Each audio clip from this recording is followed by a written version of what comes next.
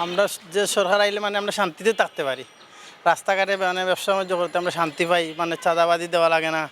অথচ আমরা যদি চাঁদা না দেই তাহলে আমরা মাল দাম কমে বেচতে পারি, মাল কিনতে পারি কমে, বেচতে পারি কমে। আমরা হলাম হকার, আমরা চাই যে আমরা সামান্য লাভ করে মাল বেচতাম, কোনো মধ্যে চলিয়ে যাইতাম, শান্তি থাকতাম।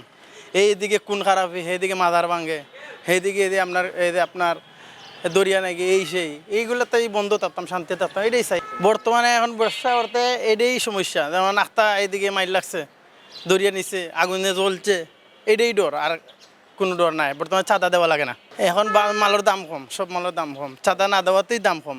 তো এই যে সরকারটা আইব, সরকার আইলে চাঁদা দেওয়া লাগে না, যদি আমরা শান্তিতে থাকবো, ব্যবসা শান্তিতে করব, মানুষের দাম কমে খাইব, এইটাই।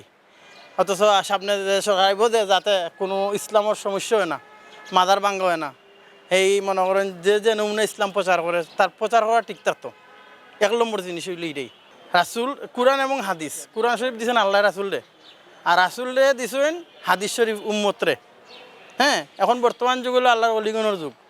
কোরআন এবং হাদিস বুঝতে হইব, আল্লাহর অলিগণের কাছে বায়াত হইয়া সিস্টেমে আমরা মনে করে চলতে হইব। এখন যদি কেউ বলে যে এই মাদার ভাঙ্গো, তাহলে আমি প্রশ্ন করবো আপনি এই যে আসাম হয়, যত জায়গায় আসাম হয়, ঢাকা শহরে একটা জায়গায় আসাম ভাঙ্গা হয় না, মদর জায়গা ভাঙ্গা হয় না, গাঞ্জার জায়গা ভাঙ্গা হয় না।